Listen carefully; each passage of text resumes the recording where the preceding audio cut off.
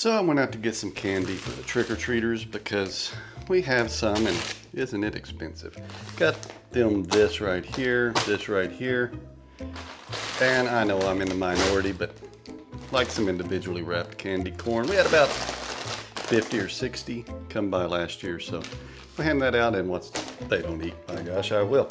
But what we're gonna do is make some candy corn and peanuts. Little treat I always like. Again, I'm in the minority, but it's very simple. So, open up a bag of candy corn, pour in there. I think I'll have one now. Grab you some, I prefer the cocktail. You can use Spanish peanuts, any brand. Open this up.